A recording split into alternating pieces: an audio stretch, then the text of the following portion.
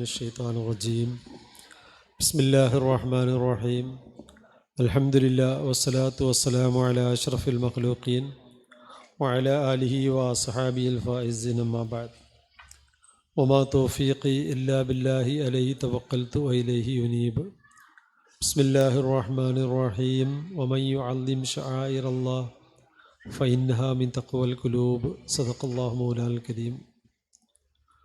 ബഹുമാനാദരവുള്ള സയ്യിദ് മൊയ്ൻ അലി ശിഹാബ് തങ്ങൾ, ഈ മഹത്തായ വേദിയുടെ അധ്യക്ഷൻ കെ ഇബ്രാഹിം മുസ്ലിയാർ, സ്വാഗതഭാഷണം നടത്തിയ OTM സൈനി, ആമുഖ ഭാഷണം നടത്തിയ അലവി ദാരിമി കുഴിമണ്ണ, പ്രിയ സുഹൃത്ത് റഷീദ് ഫൈലി വെള്ളായിക്കോട്, ഇന്നിവിടെ മുഖ്യ ഭാഷണം നടത്തുന്ന യുവ പണ്ഡിതനും വാഗ്മിയുമായ പ്രിയങ്കരനായ അൻവർ മുഹിയുദ്ദീൻ ഉദവി, ബഹുമാന്യനായ മാമുക്കോയ ഹാജി,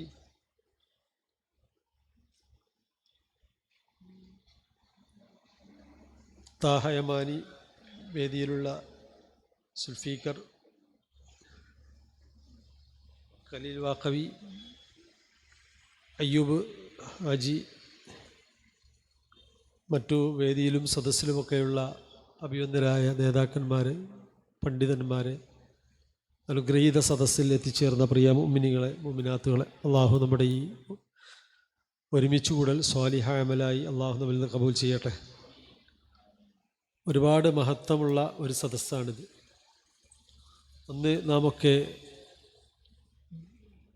ആദരിച്ച, ബഹുമാനിച്ച് നമുക്കൊക്കെ വഴികാട്ടിയായി മഹത്തായ പ്രസ്ഥാനത്തിൻ്റെ എല്ലാമായി നമ്മോട് വിട പറഞ്ഞ ഈ മഹത്തായ മറയിൽ അന്ത്യവിശ്രമം കൊള്ളുന്ന ശംസുലമായി തങ്ങളവറുകളുടെ ഉറൂസിനോടനുബന്ധിച്ചുള്ള മഹത്തായ ഒരു സദസ്സ്. അതോടൊപ്പം നമുക്കൊക്കെ തന്നെ മാർഗദർശിയായി കഴിഞ്ഞു പോയ മഹാനായ സയ്യിദ് ഹൈദർ അലി ശിഹാബ് തങ്ങൾ, അള്ളാഹു അവിടത്തൊക്കെ ദറജ ഉയർത്തി കൊടുക്കട്ടെ. അവർ ഈ സമൂഹത്തിന് ഏൽപ്പിച്ച മജ്ലിസുന്നൂർ എന്ന ഒരു ആത്മീയ സദസ്സ്, ആ ആത്മീയ സദസ്സിൻ്റെ ഒരു ആത്മീയ സദസ്സിലാണ് നാം ഉള്ളത്. അതോടൊപ്പം വെള്ളിയാഴ്ച രാവാണ്. ഇങ്ങനെ എല്ലാം കൊണ്ടും ഒത്തിണങ്ങിയ ദുആക്ക് ഇജാബത്ത് കിട്ടാവുന്ന ഒരു സദസ്സിലാണ് നാമൊക്കെ ഉള്ളത്. അതുകൊണ്ട് അള്ളാഹു നമ്മുടെ ഈ സദസ്സ് കബൂൽ ചെയ്യട്ടെ. നമ്മളെ സംബന്ധിച്ചിടത്തോളം മജ്ലിസുന്നൂർ എന്നുള്ളത് കേരളീയ മുസ്ലിങ്ങൾക്ക് പരിചയപ്പെടുത്തേണ്ട ആവശ്യമില്ലാത്ത രീതിയിൽ ലോകത്തിൻ്റെ നാനാഭാഗങ്ങളിലും, കേരളത്തിൽ നിന്നല്ല ഇതര സംസ്ഥാനങ്ങളിലും രാഷ്ട്രങ്ങളിലൊക്കെ തന്നെ വളരെ ഭംഗിയായി നടന്നു വരുന്ന ഒരു ആത്മീയ സദസ്സാണ്. മഹാന്മാരായിരിക്കുന്ന ബദരീങ്ങളെ തവസ്സുൽ ചെയ്തുകൊണ്ട് ദുആ ചെയ്യുന്ന ഈ ആത്മീയ സദസ്സ്, മഹാനായ സയ്യിദ് ഹൈദർ അലി ശിഹാബ് തങ്ങൾ ഇതുകൊണ്ടൊക്കെ ലക്ഷ്യമാക്കിയിട്ടുള്ളത് നമുക്ക് ബോധ്യപ്പെടും. മുഅ്മിനീങ്ങളൊക്കെ തന്നെ ഈമാനോടുകൂടി മരിക്കണം, വിശ്വാസികൾ ഈമാനോടുകൂടി മരിക്കാനുള്ള ഒരു സാഹചര്യം ഉണ്ടായിരിക്കണം എന്നുള്ളതാണ്. ബദരിയത്തുൽ മങ്കൂസിയ എന്ന ബദരീങ്ങളെ പേരിലാൽ കോർത്തിണക്കിയ മഹത്തായ ആ പദ്യം, അതിൻ്റെ തുടക്കം മുതൽ അവസാനം വരെ നമ്മുടെ ഈമാൻ സലാമത്താവേണ്ട പ്രാർത്ഥനയാണ് അതിലുള്ളത് എന്നാണ് നാം മനസ്സിലാക്കേണ്ടത്. കലിമത്ത് തൗഹീദ് കൊണ്ടുള്ള ആ പദ്യം തുടങ്ങി, ലാ ഇലാഹ ഇല്ലല്ലാഹ് തുടങ്ങി അവസാനം നമ്മുടെ ഈമാൻ സലാമത്തായി ഭരിപ്പിക്കണേ എന്ന് ദുആ ചെയ്തുകൊണ്ടാണ് ആ 60 വരി പദ്യം അവസാനിക്കുന്നത്. ദാഹമൗത്തത് കൂട്ടിടും ഇബ്ലീസ് കൂസിനെ കാട്ടിടും നേരം ലഈനവനാട്ടുവാൻ ബദരീങ്ങളാൽ തുണറബ്ബന. അവസാനത്തെ 10 വരികളിലും നാം ദുആ ചെയ്യുന്നത് മരിക്കുന്ന സമയത്ത് ഈമാൻ സലാമത്താവണമെന്നാണ്. ഈമാൻ സലാമത്താവാൻ വേണ്ടിയാണ് നാമൊക്കെ ദുആ ചെയ്യുന്നത്. ഈ ഭൗതിക ലോകത്ത് ജീവിക്കുന്ന നമ്മെ സംബന്ധിച്ചിടത്തോളം സുഖങ്ങളും സന്തോഷങ്ങളും പ്രയാസങ്ങളും പ്രശ്നങ്ങളൊക്കെ നമ്മളിലൂടെ കടന്നു പോകും. പക്ഷേ നമുക്കൊക്കെ ഉറച്ചൊരു വിശ്വാസമുണ്ട്, ശാശ്വതമായ ഒരു ജീവിതത്തേക്കുള്ളൊരു പ്രയാണമാണ് ഈ ഭൗതികമായ ജീവിതം എന്നുള്ളത്. ശാശ്വതമായ ഒരു ജീവിതത്തിലേക്ക് ഒരു പ്രയാണം, അതിലേക്കുള്ളൊരു വഴിയാണ്. അതുകൊണ്ടൊരു ശാശ്വതമായ ജീവിതത്തിലേക്ക് നമുക്ക് പ്രവേശിക്കാനുണ്ട്. അവിടെയാണ് നാം രക്ഷപ്പെടേണ്ടത്, അവിടെയാണ് സ്വസ്ഥമായ ജീവിതം നമുക്ക് ലഭ്യമാവേണ്ടത്. അതുകൊണ്ട് ദുന്യവിയായ ജീവിതം എന്നുള്ളത് ശാശ്വതമല്ല. ശാശ്വതമായ ജീവിതത്തിലേക്ക് കടക്കുമ്പോൾ അവിടെ നമുക്ക് വിജയം വേണം. അതിന് ഈമാൻ സലാമത്താവണം. ഈമാൻ സലാമത്താവണം. കർമ്മങ്ങളിലെ പ്രശ്നങ്ങളും മറ്റു ജീവിതം ചെയ്യുന്ന വിഷയങ്ങളിലുള്ള തെറ്റുകുറ്റങ്ങളൊക്കെ റബ്ബ് സുബ്ഹാനഹു പൊരുത്തരുമെങ്കിലും ഈമാന്റെ കാര്യം അത് വളരെ സൂക്ഷിക്കേണ്ട ഒരു കാര്യമാണ്. ഈമാൻ രക്ഷപ്പെടുക തന്നെ വേണം. അതുകൊണ്ടാണ് റബ്ബനാ ലാ തുസിഗ ഖുലൂബനാ ബഅദ ഇദ് ഹദൈതനാ വഹബ് ലനാ മിൻ ലദുൻക റഹ്മ എന്ന മഹത്തായ ഒരു ദുആ പരിശുദ്ധ ഖുർആനിൽ ആയത്തുണ്ട്. റബ്ബനാ ലാ തുസിഗ ഖുലൂബനാ ബഅദ ഇദ് ഹദൈതനാ. ആ പ്രാർത്ഥന ദുആ ചെയ്യേണ്ടത് ഈമാൻ സലാമത്താവാനാണ്. ഈമാൻ സലാമത്താവാനുള്ള ദുആയാണ് റബ്ബനാ ലാ തുസിഗ ഖുലൂബനാ ബഅദ ഇദ് ഹദൈതനാ ദുആ ഉള്ളത്. കാരണം മരണമാസന്നമാകുന്ന സമയത്ത് പിശാചികൾ അവൻ്റെ സന്നിധിയിൽ ഹാജരായിക്കൊണ്ട് വിശ്വാസത്തിൽ നിന്ന് വ്യതിചലിപ്പിക്കാനുള്ള കഠിന ശ്രമം നടത്തിക്കൊണ്ടിരിക്കും. ആ ഷർറിൽ നിന്ന് രക്ഷപ്പെടണമെങ്കിൽ ഈ ദുആ പതിവാക്കണം. മഹാന്മാരെ സാന്നിധ്യം ഉണ്ടായിരിക്കണം. ബദരീകളെ സാന്നിധ്യം ഉണ്ടാവണം. ബദരീകൾ മഹാനായിരിക്കുന്നു. സയ്യിദുനാ ഉമർ റളിയല്ലാഹു അൻഹു ബദരിയാണ്. അതുകൊണ്ട് ബദരീകൾ ഉണ്ടാവുമ്പോൾ പിശാചിന് പ്രവേശനം ഉണ്ടാവില്ല. മൻ സലക ഉമറു ഫജ്ജൻ സലക ശൈത്താനു ഫജ്ജൻ ഗൈറ ഫജ്ജ്. ഉമർ ഒരു വഴി വന്നാൽ പിന്നെ ശൈത്താൻ ആ വഴി വരൂല എന്നാണ്. ഉമർ റളിയല്ലാഹു അൻഹു ഒരു വഴി കണ്ടാൽ പിന്നെ ശൈത്താൻ ആ ഭാഗത്തുണ്ടാവില്ല. മഹാന്മാരായിരിക്കുന്ന അമ്പിയ ഔലിയാക്കന്മാർ ബദരീകളൊക്കെ തന്നെ മരണമാസന്നമാകുന്ന സമയത്ത് നമ്മുടെ സന്നിധിയിലുണ്ടെങ്കിൽ തീർച്ചയായും അവിടെ ഈമാൻ രക്ഷപ്പെടും. ആ ഈമാൻ രക്ഷപ്പെടാനാണ് ബദരീകളെ തവസ്സുൽ ചെയ്തുകൊണ്ട് ദുആ ചെയ്യുന്നത്. ഈ മരിക്കണ സമയത്ത് ഈമാൻ സലാമത്താണ്. ബദരീകളാൽ തുണ റബ്ബന. എന്താ ബദരീകൾ തുണ വെച്ചാൽ മഹാത്മാക്കളുടെ ഒക്കെ തന്നെ സാന്നിധ്യം നമ്മുടെ മരണസമയത്ത് നമുക്കുണ്ടായിരിക്കണമെന്നാണ് ആവശ്യപ്പെട്ടുകൊണ്ടിരിക്കുന്നത്. അതുകൊണ്ട് ഈമാൻ സലാമത്താകുക എന്നുള്ള വലിയ പ്രശ്നം തന്നെയാണ്. ഇത്ര ആളുകൾ ജീവിതത്തിൽ ഒരുപാട് നന്മകളൊക്കെ ചെയ്യുന്നുണ്ടാവും, ഒരുപാട് കർമ്മങ്ങൾ ചെയ്യുന്നുണ്ടാവും, വേഷവിധാനത്തിലൊക്കെ വലിയ മുഖ്ലിസീങ്ങളും നല്ല നല്ല മനുഷ്യന്മാരായിരിക്കും. പക്ഷേ ഈമാന്റെ കാര്യം ഭയപ്പെടേണ്ടിയിരിക്കുന്നു. ഇന്നത്തെ കാലഘട്ടത്തിൽ നമുക്കറിയാം വിധേയ പ്രസ്ഥാനം വളർന്നുകൊണ്ടിരിക്കുന്ന ഒരു കാലഘട്ടമാണ്. വളർന്നുകൊണ്ടിരിക്കുന്നില്ലെങ്കിലും വിധേയ പ്രസ്ഥാനത്തിന്റെ ആളുകൾക്ക് വിശ്വാസങ്ങളിൽ നിന്ന് വ്യതിചലിക്കുന്ന ഒരുപാട് ആളുകൾ നമുക്ക് കാണാൻ സാധിക്കുന്നുണ്ട്. ആദ്യമായി വ്യതിചലനം ആദർശങ്ങളിൽ വ്യതിചലിക്കുകയാണ് ചെയ്യുക. ആദർശങ്ങളിൽ നിന്ന് വ്യതിചലിക്കും. ആദർശത്തിൽ വ്യതിചലിച്ച് അവസാനം ഈമാനിൽ നിന്ന് പോകും, വ്യതിചലിച്ചു പോകുന്ന അവസ്ഥ നമുക്ക് കാണാം.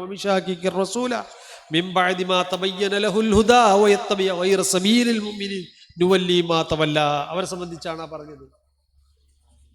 ദീന്റെ ഓരോ നന്മയായ കാര്യങ്ങളൊക്കെ പറയുമ്പോൾ അതിൽ സംശയങ്ങൾ ഉളവാക്കും. നല്ല നല്ല കാര്യങ്ങളൊക്കെ ചെയ്യുമ്പോൾ ബദരീകളെ പേര് വിളിച്ച് ദുആ ചെയ്യുമ്പോൾ അത് അനിസ്ലാമികമാണെന്ന് പറയും. മൗലിദോതും അനിസ്ലാമികമാണെന്ന് പറയും. ഇങ്ങനെ മുഅ്മിനീങ്ങൾ ചെയ്തു വരുന്ന ഓരോ പ്രവർത്തനങ്ങളെയും അന്യോന്യം അനിസ്ലാമികമായും ചാപ്പുത്തുകയും അവരാണെങ്കിലും ചെയ്യുകയും ചെയ്യില്ല, ചെയ്യുന്നവരെ ചെയ്യാൻ അനുവദിക്കുകയും ചെയ്യില്ല. അങ്ങനെ അവരും പിഴക്കും മറ്റുള്ളവരെ പിഴപ്പിക്കുകയും ചെയ്യുന്ന അവസ്ഥ കണ്ടുകൊണ്ടിരിക്കുകയാണ്. അവരെ സംബന്ധിച്ചാണ് പറയുന്നത് അവർക്ക് വ്യക്തമാകത്തുണ്ടല്ല, കാര്യങ്ങളൊക്കെ ഒരു ബോധ്യമുണ്ട്, എങ്കിലും അവർ മറ്റുള്ളവരെ വഴിവെച്ചുകൊണ്ടിരിക്കും. അങ്ങനെ വഴിവെച്ചാൽ യഥാർത്ഥ മുഅ്മിനീങ്ങളെ വഴിയല്ലാതെ അവർ പിൻപറ്റുകയും ചെയ്താൽ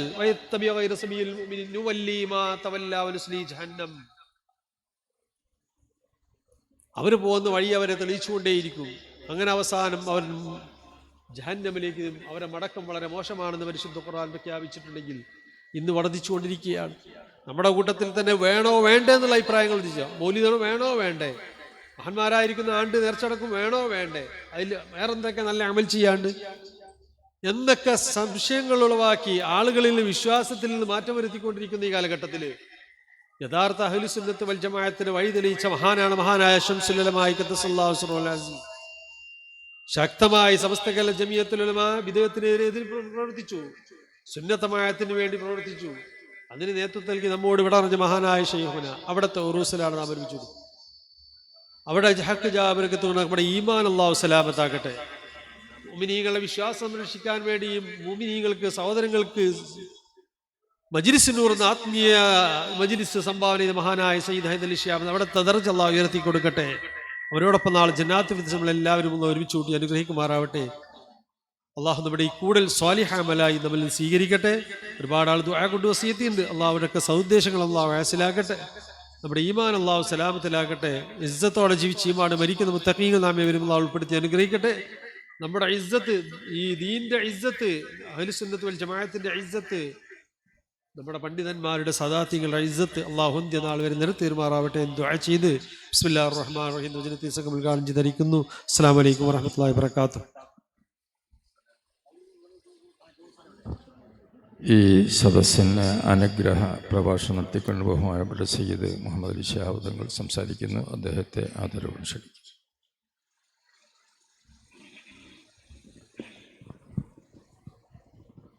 ബിസ്മില്ലാഹിർ റഹ്മാനിർ റഹീം വസ്സലാത്തു വസ്സലാമു അലാ സയ്യിദിൽ മുർസലീൻ വഅലാ ആലിഹി വസ്ഹബിഹി അജ്മഈൻ. എത്രയും ബഹുമാന്യനായ ജമലുൽ തങ്ങൾ അവർകൾ, അലി ദാരിമി ഉസ്താദ്, OTM സൈനി, അൻവർ മുഹിയുദ്ദീൻ ഹുദവി, റഷീദ് ഫൈസി, ഖലീൽ ബാഖവി, മാമുക്കോയ ഹാജി, സുൽഫിക്കർ, അയ്യൂബ് ഹാജി, അബ്ദുർ റഷീദ് ശിഹാബ് തങ്ങൾ, ഷറഫുദ്ദീൻ സൈനി. അൽഹംദുലില്ലാ, നമ്മൾ റബീഉൽ അവ്വൽ മാസം അതിൻ്റെ അവസാന ദിവസങ്ങളിലാണ് നമ്മളുള്ളത്. ഇവിടെ ഈ മഹത്തായിട്ടുള്ള മജ്ലിസിലാണ് നമ്മളെല്ലാവരും ഒരുമിച്ച് ചേർന്നിട്ടുള്ളത്. ശംസുൽ ഉലമ അമൃത മർക്കദ മഹാനവറുകളുടെ അവരിന് സമീപമാണ് നമ്മളുള്ളത്. എത്രയോ മഹാന്മാരിവിടെ ഉണ്ട്. അവരുടെയൊക്കെ സാന്നിധ്യത്തിലാണ് ഈ മഹത്തായിട്ടുള്ള മജ്ലിസ് ഇവിടെ നടക്കുന്നത്.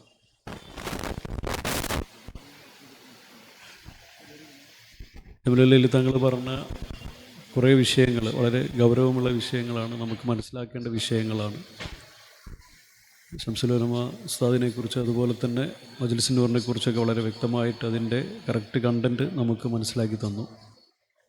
ഈ കാലഘട്ടത്തിൽ നമ്മൾ എങ്ങനെ ജീവിക്കണം, എങ്ങനെയാണ് നേതൃത്വം കൊടുക്കേണ്ടത് എന്നുള്ളതിൻ്റെ വലിയൊരു പാഠം അത് ഉസ്താദ് അവറുകൾ ജീവിച്ച് കാണിച്ചു തന്നതാണ്, പ്രവർത്തിച്ച് കാണിച്ചു തന്നതാണ്. അവരുടെ ജീവിതം മുഴുവനും സമുദായത്തിനും സമൂഹത്തിനും വേണ്ടി സമർപ്പിച്ചതാണ്. നമുക്കറിയാം, കേരളത്തിൽ സ്വഹാബിമാർ വന്നു മതം പ്രചരിപ്പിക്കുകയും അത് പ്രചരിപ്പിച്ച് വളരെ നല്ല രീതിയിൽ മോമിനിങ്ങളായിട്ടുള്ള ആളുകളായി മാറിക്കൊണ്ടിരിക്കുന്ന, ഇസ്ലാമിലേക്ക് ആളുകൾ പ്രവേശിച്ചു കൊണ്ടിരിക്കുന്ന കാലഘട്ടത്തിൽ വളരെ നല്ല രീതിയിൽ പോകുമ്പോൾ നമുക്കറിയാം പല അനിഷ്ടങ്ങളും പല ഫിത്നകളൊക്കെ വരുമെന്നുള്ളത് നമുക്കറിയാം, നമ്മൾ കണ്ടുകൊണ്ടിരിക്കുന്നതാണ്. അപ്പം ഉസ്താദ് അവരുടെ കാലത്ത് ഇവിടെ ബിദഈ പ്രസ്ഥാനവും അതുപോലെ തന്നെ മറ്റു വ്യാജമായിട്ടുള്ള പല സംഭവങ്ങളും നമ്മൾക്കിടയിൽ ഫിത്നകളായിട്ട് മാറുന്ന സാഹചര്യമുണ്ടായി. അത് ദീർഘവീക്ഷണത്തോടുകൂടി കാണുകയും മനസ്സിലാക്കുകയും, നമുക്കറിയാം ഇപ്പോഴും നമ്മുടെ മുഷാവറയിലുള്ള ഉസ്താദുമാർ അവർ കണ്ട് മനസ്സിലാക്കി അവർ പറഞ്ഞു തന്ന കാര്യങ്ങൾ അത് നമ്മൾ പെട്ടെന്ന് നമുക്കത് അക്സെപ്റ്റ് ചെയ്യാൻ കഴിയില്ല.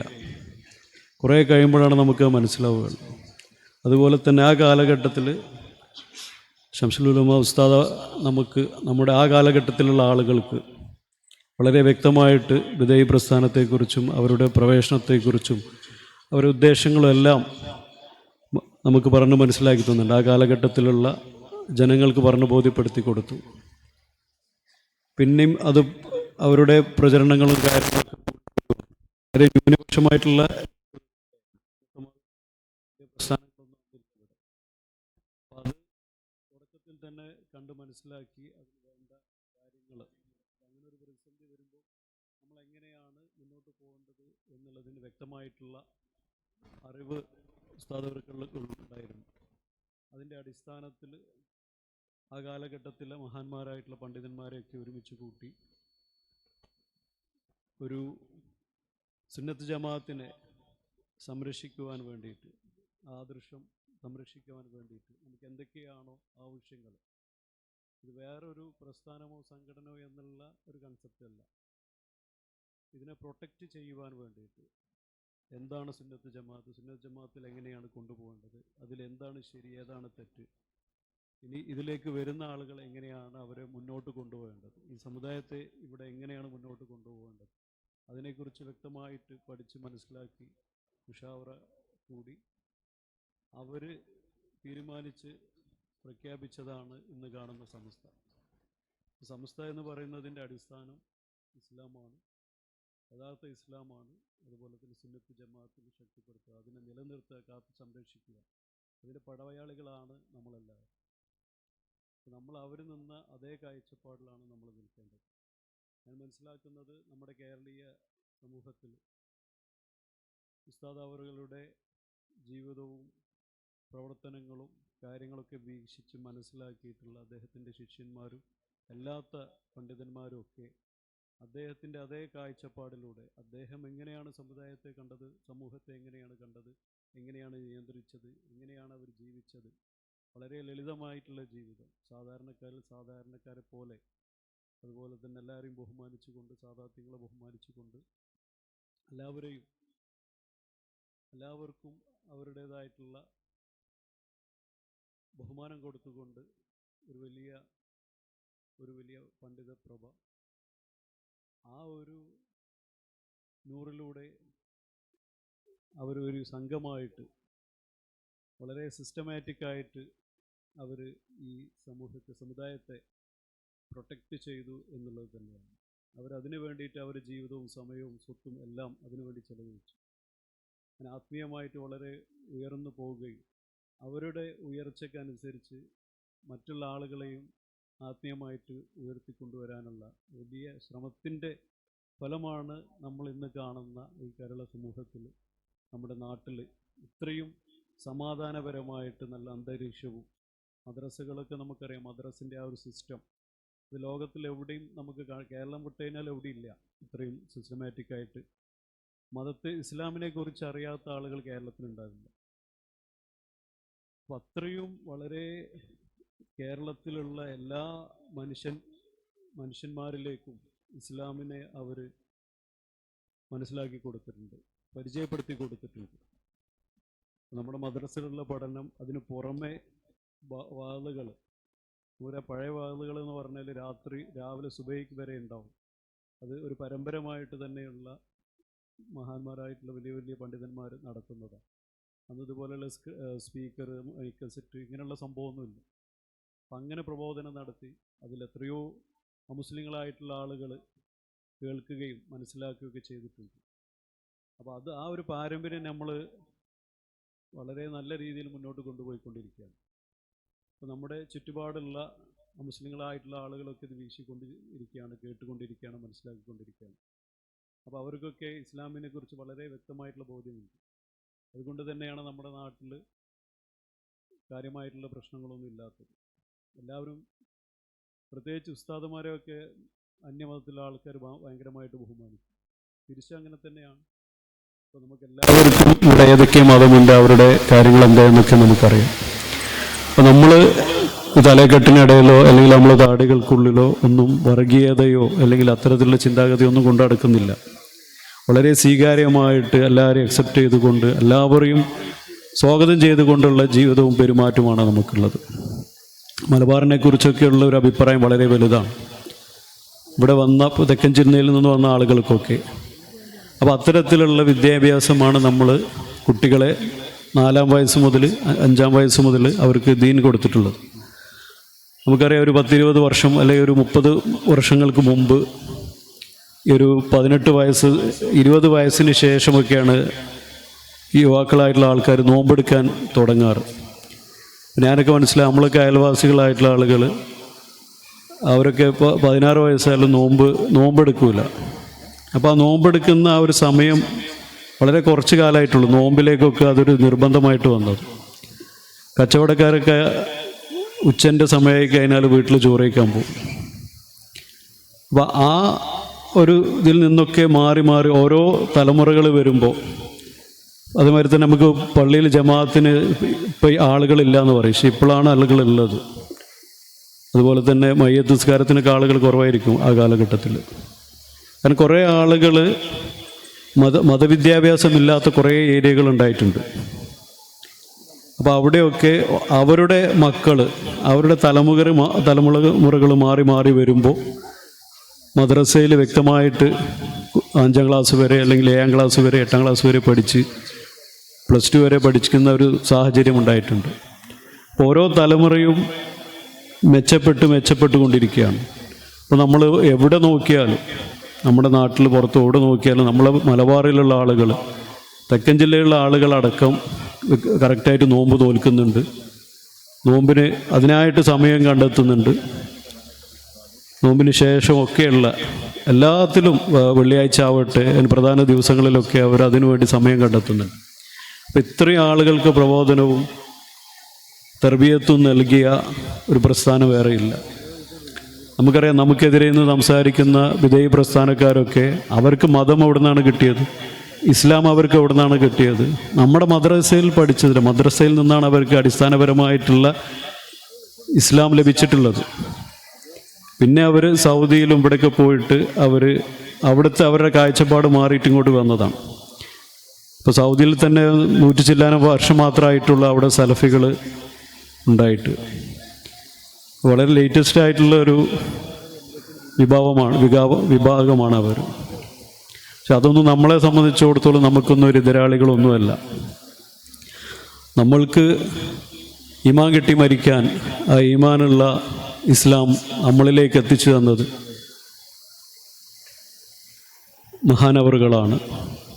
അവരുടെ ഒക്കെ ഒരു വലിയ പ്രവർത്തനം തന്നെയാണ്. അത് നമ്മൾ അംഗീകരിക്കുകയും ബഹുമാനിക്കുകയും അവരുടെ ബർക്കത്ത് നേടാൻ വേണ്ടി നമ്മൾ സ്ഥിരമായിട്ട് ഇവിടെ വരികയും ഒക്കെ ചെയ്യുന്നുണ്ട്. സ്ഥിരമായിട്ട് ഇവിടെ വരുന്ന ആളുകളാണ്, എല്ലാ വർഷവും ഉറൂസിന് വരുന്ന ആളുകളാണ് നിങ്ങളെല്ലാവരും. അപ്പോൾ നമുക്കെല്ലാവർക്കും യഥാർത്ഥം അറിയാം.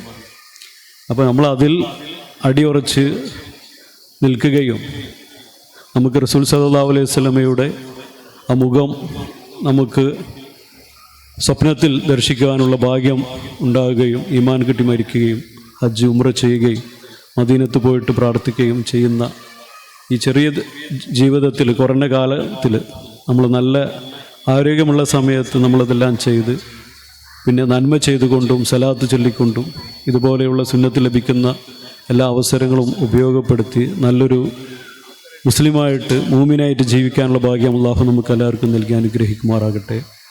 ഇവിടെ നടക്കുന്ന ഒരു ആഴ്ചത്തെ പരിപാടിയാണ്. അതിലെല്ലാത്തിലും നിങ്ങൾ കഴിയുന്ന സമയം ചെലവഴിക്കുകയും ഇതിനു വേണ്ടിയിട്ടുള്ള സഹായങ്ങൾ ചെയ്യുക. ഇന്ന് നമ്മുടെ വയനാടുള്ള ഹുസൈൻക്ക് അദ്ദേഹം സമസ്തയുടെയും അതുപോലെ തന്നെ എല്ലാ ആ മഹലിൽ എല്ലാ പരിപാടിക്കും വളരെ സജീവമായി കൊണ്ടിരുന്ന ആളാണ്. അപ്പോൾ അവിടെ മൗലൂദിനൊക്കെ പങ്കെടുത്ത് അവിടെ സ്ഥിരമായിട്ട് പള്ളിയുമായി ബന്ധപ്പെട്ട് പ്രവർത്തിക്കുന്ന ആൾ. അദ്ദേഹത്തിൻ്റെ പറമ്പിൽ എന്തോ ചെറിയ വർക്ക് ചെയ്തതിനിടയിലാണ് അദ്ദേഹം മരണപ്പെടുകയും. അപ്പോൾ അദ്ദേഹത്തിന് മയ്യത്ത് നിസ്കരിച്ചിട്ടാണ് ഇങ്ങോട്ട് വരുന്നത്. അല്ലാഹു സുബ്ഹാനഹു വ തആല അദ്ദേഹത്തിന് മഗ്ഫിറത്തും റഹ്മത്തും നൽകട്ടെ. എല്ലാവരും അദ്ദേഹത്തിന് വേണ്ടി ദുആ ചെയ്യുക. വെള്ളിയാഴ്ച നാളെ അദ്ദേഹത്തിൻ്റെ പേരിൽ മയ്യത്ത് നിസ്കാരം എല്ലാ പള്ളികളും നടത്താൻ ശ്രമിക്കുക. അല്ലാഹു സ്വീകരിക്കുമാറാകട്ടെ. നമ്മുടെ എല്ലാ പ്രവർത്തനങ്ങളും ഈ പരിപാടിയിൽ പങ്കെടുത്തതിലും ഇത്രയും ആത്മീയമായിട്ട് വലിയ നമ്മുടെ സമസ്തയുടെ ഏറ്റവും വലിയ ആത്മീയമായിട്ട് നമുക്ക് ബർക്കത്ത് ലഭിക്കുന്ന ഒരു പരിപാടിയാണ്. ഇതിൽ പങ്കെടുക്കാൻ സാധിച്ചത് വളരെ വലിയ ഭാഗ്യമാണ്. അല്ലാഹു ഇരുലോകത്തും അല്ലാഹു വിജയം നൽകി അനുഗ്രഹിക്കുമാറാകട്ടെ എന്ന് പ്രാർത്ഥിച്ചുകൊണ്ട് ഞാൻ നിർത്തുന്നു. അൽഹംദുലില്ലാഹി റബ്ബിൽ ആലമീൻ. അസ്സലാമു അലൈക്കും വറഹ്മത്തുള്ളാഹി. നമ്മുടെ പരിപാടിയിൽ മുഖ്യ പ്രഭാഷണം നടത്തേണ്ടത് ബഹുവന്ദ്യനായിട്ടുള്ള അൻവർ മുഹിയുദ്ദീൻ ഹുദവി അവറുകളാണ്.